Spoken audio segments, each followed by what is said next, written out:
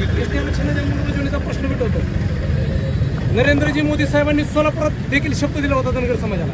त्यांना त्याच्या अगोदर धनगर समाजावर होणारा अन्याय दिसत होता, पण सत्ता आल्यापासून दिसना.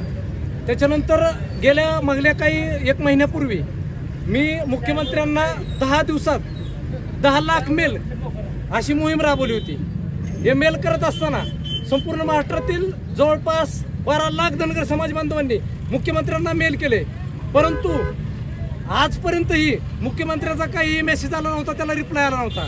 म्हणून आज मला आत्महत्या मी करावी असं सरकारने प्रवृत्त केलं होतं, परंतु पालकमंत्र्यांनी या ठिकाणी फोन केला, माझ्याशी संवाद साधला, मिटिंग लावतो म्हणले, मुंबईला या. त्याच्यानंतर खाली आलो.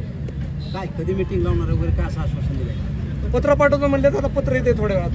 बरं, काय पुन्हा पुन्हाचा संवाद झाला या आंदोलनावेळी? या आंदोलनावेळी सन्माननीय गोपीचंदजी पडळकर साहेब, महादेवजी जानकर साहेब आणि संघर्ष योद्धा सन्माननीय दीपकजी बोराडे साहेब यांच्याशी संपर्क साधला गेला. या सरकारकडून सतत आरक्षणाची लढाई याबाबत 2 समाजामध्ये तेढ निर्माण करण्याचा प्रयत्न केला जातो. त्याबाबत काय? एकीकडे मराठा समाजाचं लावायचं, इकडे धनगर समाजाची फसवणूक. प्रत्येक समाज आपल्या आपल्या न्याय हक्काची लढाई लढतो.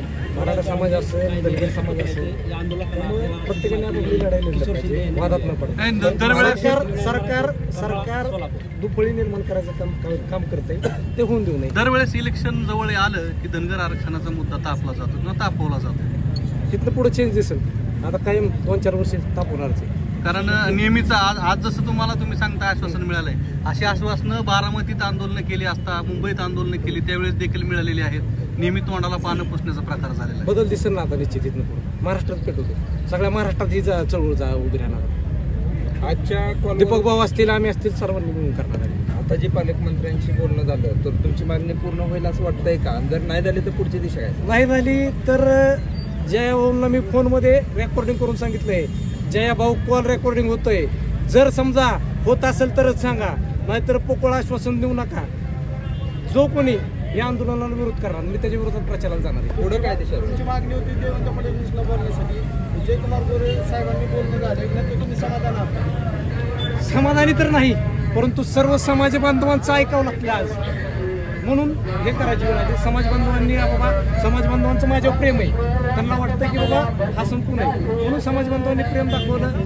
जयकुमार भाऊंनी बी शब्द दिलाय, नसेल तर एका आंघोळीने देऊ मात्र होत नाही, लय लढायचं. हे पाऊल योग्य आहे का? कोणतं?